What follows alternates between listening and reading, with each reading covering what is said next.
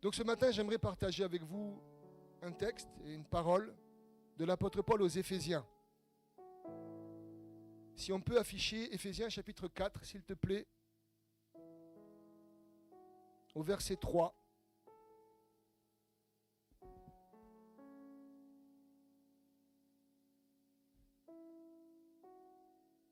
Efforcez-vous de conserver l'unité par le lien de la... C'est la parole que j'ai reçue ce matin pour nous, pour la communauté, pour vous également sur les réseaux. Efforcez-vous de conserver l'unité de l'esprit par le lien de la paix. C'est un message une parole qui m'a percuté quand j'ai lu il y a très longtemps.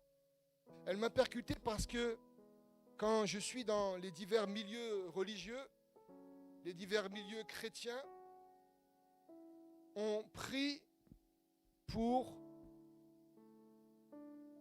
être en paix, on prie pour rechercher la paix. Mais ce n'est pas ce que l'apôtre Paul dit à l'église d'Éphèse.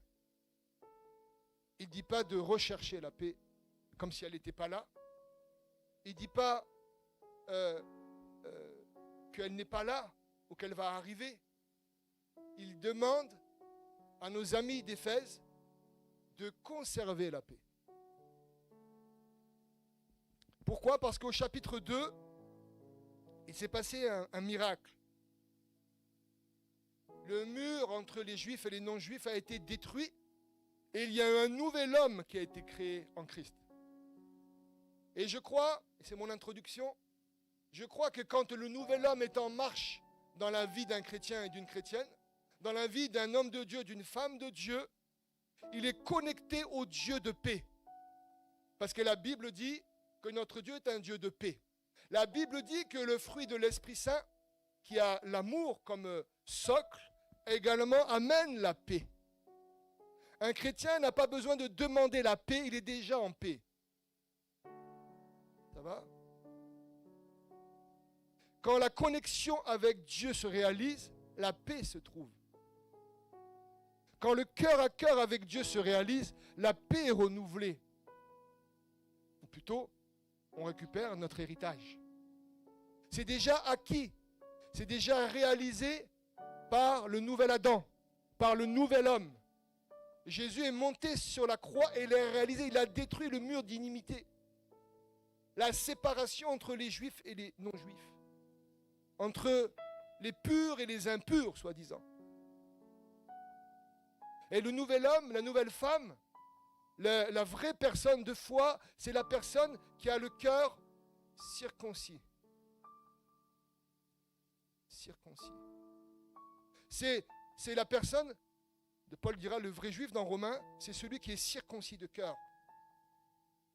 On n'a plus besoin de démontrer notre appartenance au peuple de Dieu par nos rituels, ou par ce qu'on a fait, pas fait, ou par nos miracles, nos prodiges. On n'a pas besoin de cela.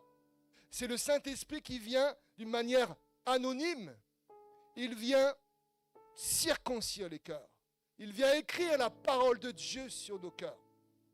Ce que j'aime le plus quand j'étudie la Bible, c'est quand le Saint-Esprit vient et il écrit la parole, les versets, les mots sur mon cœur. C'est une chose que j'aime beaucoup. Quand ça se réalise, tu ne peux plus jamais oublier la parole. Tu ne l'oublies plus. Elle est écrite sur ton cœur. C'est le privilège que nous avons. C'est que Dieu veut se révéler à nous tous les jours de notre vie. On ne cherche pas la révélation pour la révélation. On cherche son cœur. Et dans son cœur, il veut nous donner sur notre cœur, il veut écrire des mots nouveaux. Aucun homme ne peut faire ça, aucune religion ne peut faire ça. Aucune église même. C'est l'œuvre du Saint-Esprit. C'est pour cela que l'église ne nous appartient pas. C'est pour cela qu'il a dit quoi ? Je bâtirai mon église. Il a dit, c'est lui qui bâtit. Et c'est pour cela ce que nous faisons ensemble dans notre travail d'édification de l'église, c'est pour sa gloire, uniquement. Nous allons tous passer, mais lui ne passera pas. C'est son église. Quand j'ai dit ça à des personnes, ils ne comprenaient pas mon langage. Dis-moi, je suis rien. Vous me voyez, je suis comme une fleur qui passe, une feuille qui passe. Mais lui, il demeurera là. Il veillera sur son église.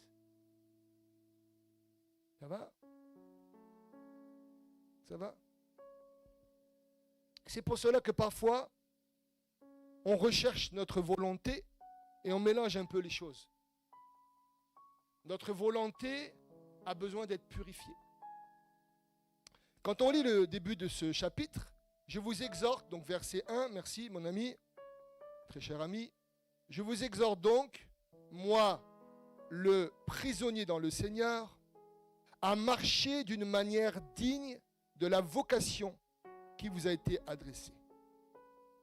Et vous avez lu tout à l'heure le verset 3, regardez le verset 2, en toute humilité et douceur, avec patience, supportez-vous les uns les autres avec amour. C'est le même mot, charité, amour. C'est la version seconde qui est un peu... Voilà. C'est le même mot. Et vous voyez, quand il y a l'amour, qu'est-ce qu'il y a?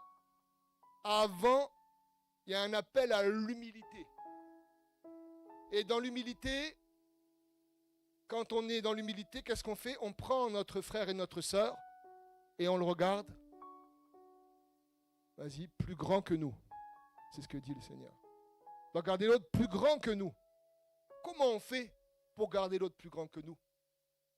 Parce que quand on se compare à l'autre, on regarde là où on est le plus fort. Et on dit, ah, moi j'ai ça, l'autre il n'a pas ça. Vous êtes là.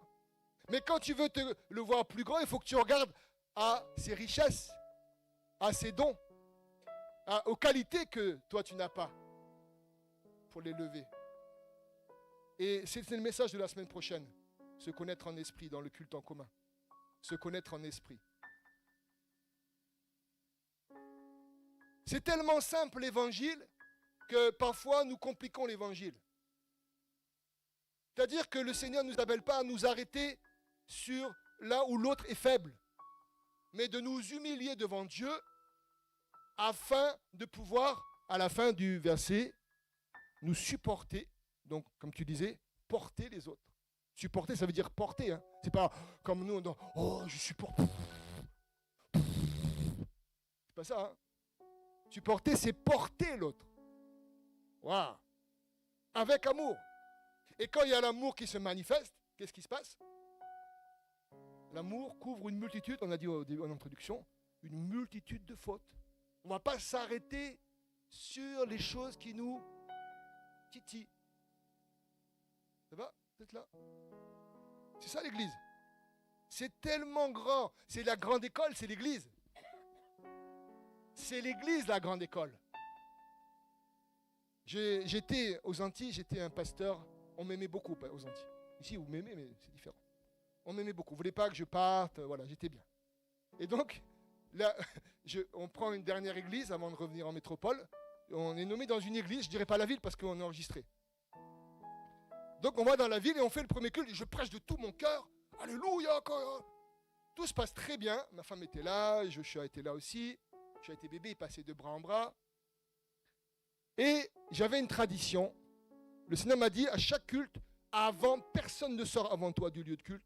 Tu vas à la sortie et tu embrasses tout le monde, tu prends tout le monde dans tes bras, du bébé au vieillard. Et vous savez que là-bas il fait chaud, on est mouillé. C'est pas comme ici. J'ai fait cela pendant presque 4 ans. Au moment où je pars vers le fond, donc c'est mon premier culte, imaginez-vous, je ne connais pas une dame qui est assez costaud, assez costaud, avec une canne. Moi je passe, elle me met devant tout le monde, un coup de coude comme ça. Pah, elle me dit, pousse-toi, elle m'appelle par mon nom. Ah, j'ai rien fait, je ne connais pas cette dame. Je ne lui ai rien fait. Quand je suis arrivé ici, les gens croyaient que je n'avais pas d'expérience. Je connais le combat spirituel. Donc tout le monde me regarde et me dit, qu'est-ce qu'il va faire? Tout le monde me regardait. J'ai regardé. Et puis j'ai rien dit. Et j'ai fait mon... Et après, on est rentré à la maison. Et je dis à Annabelle, il faut qu'on prie, qu'on jeûne. Et qu'on aille voir cette dame. Donc on a prié, jeûné. Ben jeûné, toi tu étais en train d'allaiter. Donc voilà.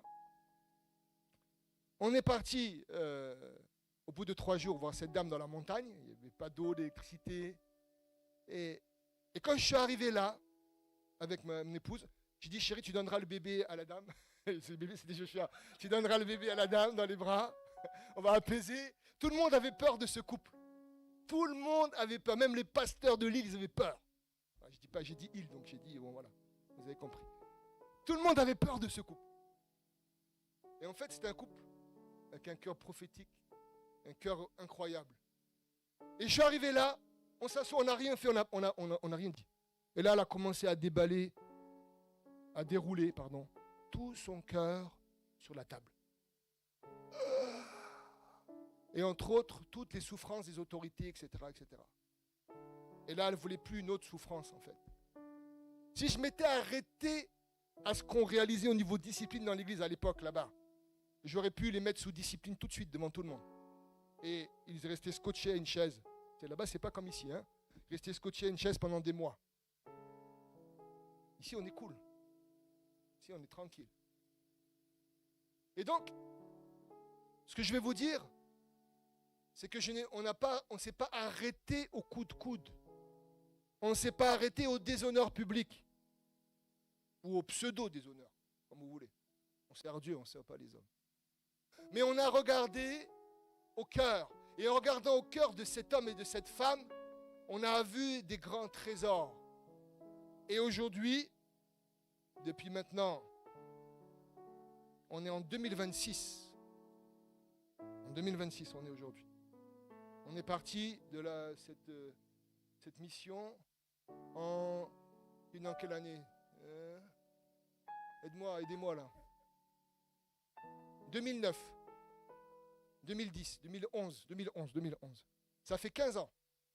Presque tous les jours, elle m'écrit. On s'écrit. C'est la seule qui est restée fidèle. Si j'avais regardé à ce que je pensais, je l'aurais détruite.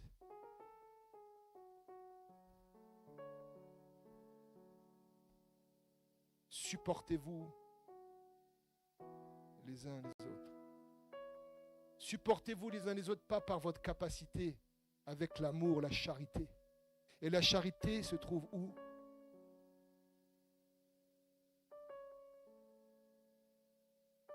Dans le cœur du Père et dans nos cœurs. On a déjà été inondés de son amour.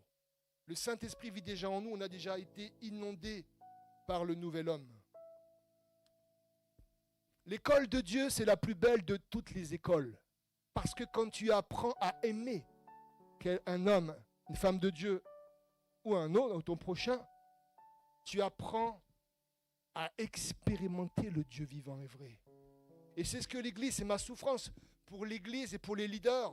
Je dis, mais c'est quand qu'on va aller dans le processus de guérison? Parce que c'est la plus belle de toutes les expériences.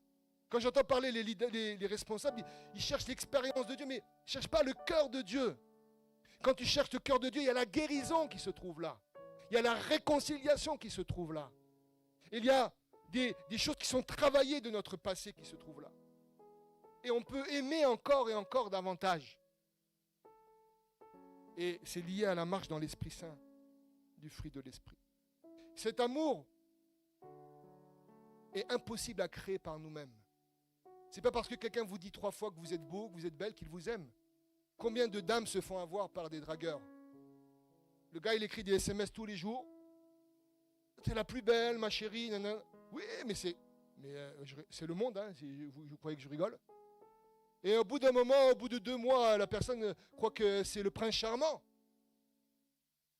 Oui ou non? Moi, j'ai vu des hommes attendre des sœurs dans les églises pendant 1 an. Ils venaient au culte tous les dimanches. Ils venaient au culte tous les dimanches et ils voulaient épouser la dame. Et tous les dimanches, ils faisaient Alléluia Jésus. Ils faisaient semblant. Et au bout d'1 an, il a voulu se marier. Le pasteur a dit à la sœur, attends, c'est des histoires vraies que je vous dis. Hein. Et au bout d'1 an, ils ont fait le mariage et le lendemain, il était parti.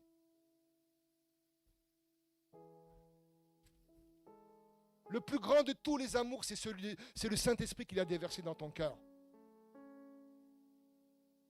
Le plus grand de tous les amours, c'est le Saint-Esprit qu'il a déjà déversé dans ton cœur. Et nous, on est là, Seigneur, que ma femme m'aime encore plus. Que mon mari m'aime encore plus. Donne-moi un époux, donne-moi une... C'est bien, c'est des bonnes prières, hein, attention. Hein. Mais avant toute chose, le Saint-Esprit a déversé des trésors dans ton cœur. Regardez avec moi dans Éphésiens chapitre 2. Verset 4. Regardez, c'est pour ça que l'apôtre Paul parle de cette manière. Versets 4 à 10. Mais Dieu, oh là là, le temps passe vite. Mais Dieu, je vais arrêter. Mais Dieu, c'est impressionnant. On devrait arrêter les horloges. Mais Dieu, qui est riche en miséricorde, regardez avec moi, on va lire ensemble. Tu mets jusqu'à verset 10, s'il te plaît. Mais Dieu, qui est riche, regardez avec moi le tableau, qui est riche en miséricorde à cause de son dont il nous a, quel temps, s'il vous plaît, en français, les Français, passé, composé, une action qui s'est réalisée et qui, bravo les Franco, wow, vous êtes forts. Hein. Donc ça veut dire que ça dure encore depuis 2000 ans, avant même que tu viennes dans le monde. Quand tu as accepté Christ, reviens. Il nous a aimés, c'est réalisé. Continue. Nous qui étions morts par nos offenses, il nous a rendus à la vie avec Christ. C'est par grâce que vous êtes sauvés, par le moyen de la foi, vas-y. Il nous a ressuscités ensemble et fait asseoir ensemble dans les lieux célestes en Jésus-Christ. Nous sommes morts à nous-mêmes. Dis à ton voisin, ce n'est plus toi qui vis, c'est Christ qui vit en toi. Ce n'est plus toi qui vis, c'est Christ qui vit en toi. Alors, détends-toi. Relâche-toi. Dis-lui à ton voisin. Dis à ta voisine. Vas-y, Olive, dis-lui. Plus fort, Olive. Vas-y. Jean-Claude, dis-lui. Pascal, dis à ta voisine. Dis-lui à ta voisine. Clémentine, dis à ta voisine. Allez, détends-toi. Je ne dirai pas ce que je pense de manière familière. Mais je ne le dirai pas, je ne peux pas. Mais détends-toi, s'il te plaît. S'il te plaît, détends-toi.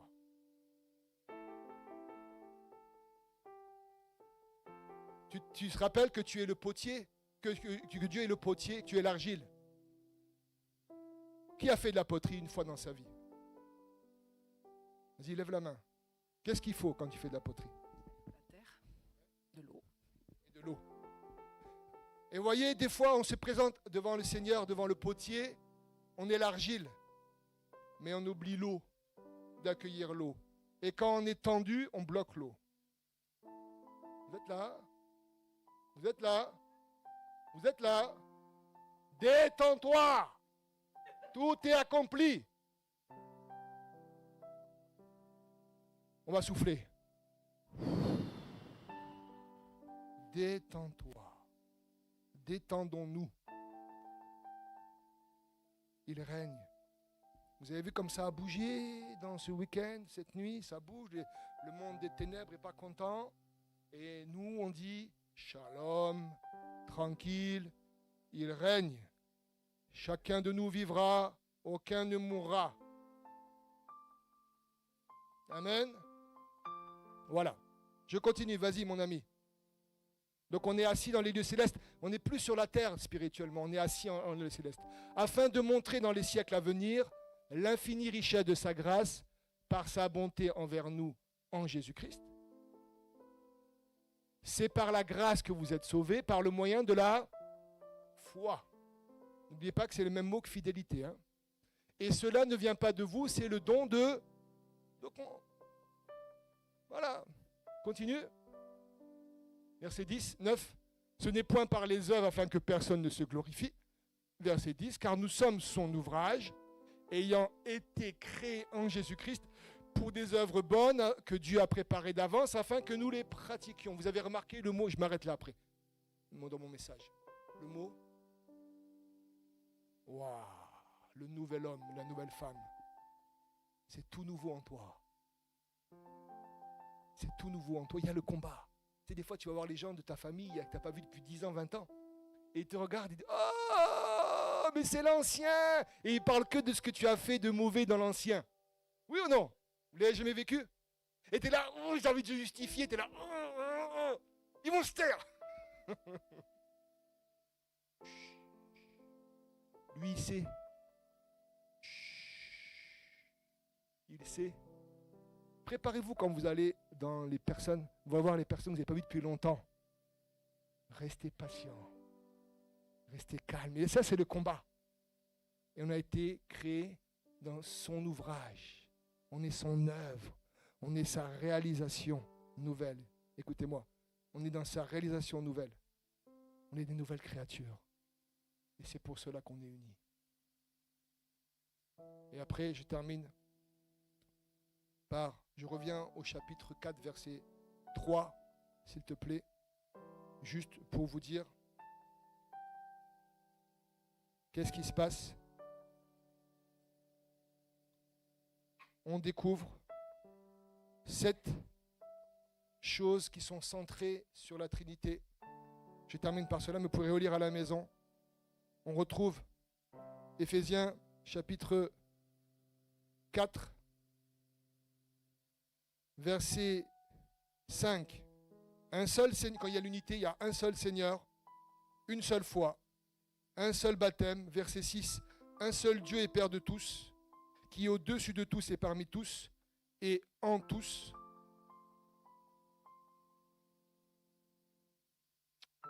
Etc. Etc. On a ce chiffre divin, chiffre de plénitude que Dieu a réalisé. Donc rappelle-toi, je termine. On a été unis. Jésus et le Père sont restés un. Et l'unité d'avec nous-mêmes et avec les autres se trouve en Dieu. Dans le Shema Israël, écoute, l'Éternel notre Dieu est un. Tu aimeras ton Dieu de tout ton cœur, toute ton âme et toute ta force. Et Jésus rajoutera, et ton prochain comme toi-même. C'est la relation avec le Père, la relation avec d'intimité, de cœur à cœur. Je n'ai pas dit il faut faire des choses, mais de cœur à cœur qui va amener cette unité, qui va mettre en lumière cette unité, cet héritage que nous avons déjà pour l'exposer aux autres. C'est pour cela que Dieu permet que parfois il y ait des tensions dans notre cœur, dans notre vie individuelle avec nous-mêmes, mais des tensions avec les autres, des tensions ou même des fois des conflits pour nous apprendre à conserver l'unité. Nous apprendre à avoir un peu plus, on a dit, l'humilité, de porter l'autre. Et c'est une grande école. Quand Dieu t'amène des épreuves, c'est que l'école est là. Quand Dieu amène un problème mathématique, j'aimais beaucoup les problèmes mathématiques quand j'étais petit. Il fallait résoudre. Et bien Dieu, en fait, veut t'amener, il t'a déjà donné la solution. Et donc c'est une bonne chose qu'il y ait des problèmes. Il ne faut pas fuir les problèmes. Tu as les capacités de les affronter et de les dompter par l'amour du Père et l'Esprit du Père. Amen. Merci Seigneur pour cette belle parole. Cette parole, c'est la vérité. Ta parole, c'est la vie. Efforçons-nous de conserver l'unité de l'Esprit par le lien de la paix. Éphésiens chapitre 4, verset 3. C'est une joie pour nous que d'apprendre à aimer chaque partie de ton corps, Seigneur, comme l'apôtre Paul le recommande aux Éphésiens. Merci parce que pour la diversité dans ton corps, nous ne sommes pas pareils et nous disons gloire à Dieu pour la différence. Le bras n'est pas comme le pied, les pieds n'est pas comme le genou n'est pas comme le coude. Merci pour la grande diversité du royaume. Amen.